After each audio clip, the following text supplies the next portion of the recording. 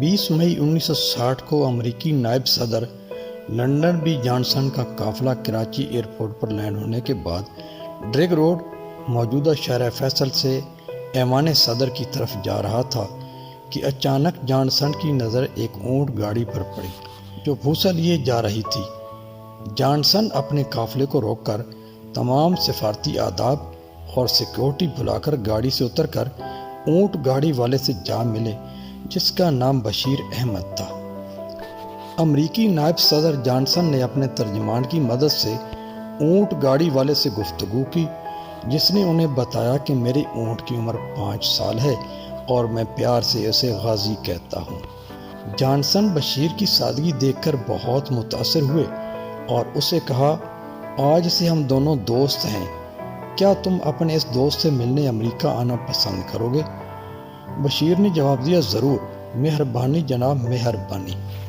اس سے زیادہ وہ بول نہ سکا۔ سب لوگ ہنسنے لگے۔ جانسن نے ایک قلم اسے تحفہ دیا اور قافلہ روانہ ہو گیا۔ شاید بشیر یہ اچانک ہونے والی ملاقات بھول جاتا، لیکن جیسے ہی نیا سورج طلوع ہوا، پورے ملک کی اخباروں میں امریکی نائب صدر جانسن اور بشیر کی تصویریں اور ملاقات کی تفصیلات لکھی ہوئی تھی، جس نے بشیر کو ایک عام اونٹ والے سے ایک اہم آدمی بنا دیا۔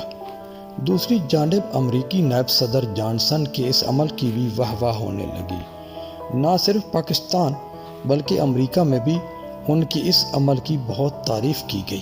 کچھ دنوں کے بعد جنگ اخبار کے نامور کالم نگار ابراہیم جلیس نے اپنے مشہور ہفتہ وار کالم وغیرہ وغیرہ میں اس واقعے کے حوالے سے امریکی نائب صدر جانسن کی قریب پروری کی تعریف کی۔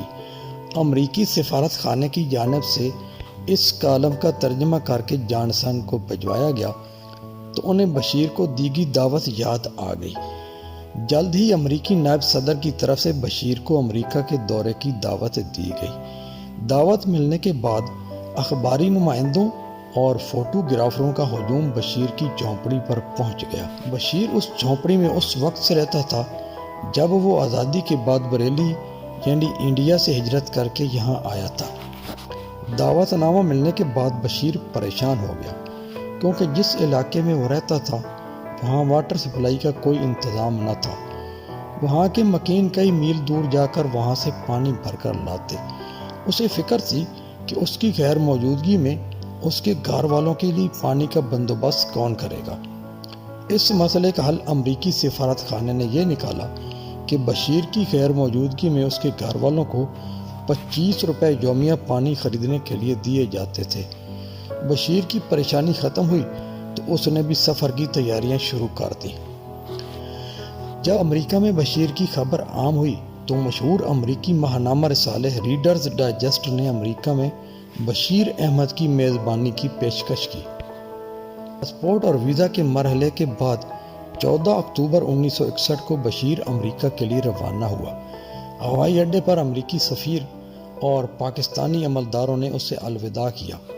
امریکی ہوائی کمپنی پین ایم نے اسے فرسٹ کلاس میں امریکہ کا سفر کروایا۔ اس سے قبل حکومت پاکستان کی طرف سے اس کے لباس پر خاص توجہ دی گئی اور اسے کچھ نئے سوٹ، ایک جناح کیپ اور 2 شیروانیاں بھی دی گئیں۔ بشیر اونٹ والا، جو اب بشیر صاحب ہو گیا، لندن سے ہوتا ہوا امریکہ پہنچا تو اسے سرکاری مہمان کی حیثیت سے پروٹوکول دیا گیا اور امریکہ میں پاکستان کے سفیر عزیز احمد بھی دیگر لوگوں کے ساتھ بشیر کے استقبال کے لیے موجود تھے۔ نائب امریکی صدر جانسن نے بشیر سے ملاقات کی اور کہا، افسوس ہے کہ آج موسم خراب ہے اور ٹھنڈی ہوائیں چل رہی ہیں۔ بشیر نے ترجمان کی مدد سے جواب دیا، جب تک انسان پرجوش ہے تب تک ٹھنڈی ہوائیں کچھ بھی نہیں کر سکتی۔ بشیر احمد کو نیو یارک کے والڈ روف اسٹوریا ہوٹل میں ٹھہرایا گیا۔ اسے اقوام متحدہ کے ہیڈ کوارٹر اور امپائر اسٹیٹ بلڈنگ کی سیر کروائی گئی، جبکہ سابق امریکی صدر ہیری ایس ٹرومین سے بھی ملاقات کروائی گئی۔ امریکی میڈیا نے اپنے نمائندے بشیر کے پیچھے لگائے جو اس کی مصروفیتوں کی خبر اپنے اشاعتی اور نشریاتی اداروں کو بھیجتے رہتے۔ بشیر نے تعلیم یافتہ نہ ہونے کے باوجود ان نمائندوں اور کالم نگاروں کو متاثر کیا۔ واشنگٹن کے دورے میں بشیر احمد کو امریکی سینٹ اور دیگر مقامات کی بھی سیر کروائی گئی۔ ابراہم لنکن کی یادگار پر صحافیوں سے بات کرتے ہوئے بشیر احمد نے کہا، جب کوئی شخص اپنے وطن کے لیے جان قربان کر دے اور اس کا ملک جب اس کی خدمتوں کو یاد کرے تو ایسے ہی یادگار تعمیر کروائی جاتی ہیں جو قیامت تک قائم رہتی ہیں۔ امریکی کانگریس کے دورے کے دوران بشیر احمد نے کہا، جب زیادہ لوگ مل کر کسی مسئلے کو سلجھانے کی کوشش کرتے ہیں تو اس کا بہتر حل نکلتا ہے۔ بشیر سے جب اونٹ کے متعلق پوچھا گیا تو اس نے کہا کہ اونٹ کی مثال ایک عورت کی طرح ہے جس کے بارے میں کچھ پتہ نہیں ہوتا کہ اس کا دوسرا قدم کیا ہوگا۔ بشیر کی اس بات پر کہہ لگ گئے اور امریکی میڈیا نے لکھا کہ یہ یقین کرنا مشکل ہے کہ بشیر احمد ان پڑھ ہے۔ ٹائم میگزین میں لکھا گیا کہ بشیر احمد نے امریکی نمائندوں اور عوام سے باتیں کرتے ہوئے ہوشیاری سے کام لیا۔ فورڈ موٹر کمپنی کی طرف سے اسے ایک ٹرک دیا گیا جس پر پاکستان کے پرچم جیسا ہرا اور سفید رنگ کیا گیا تھا۔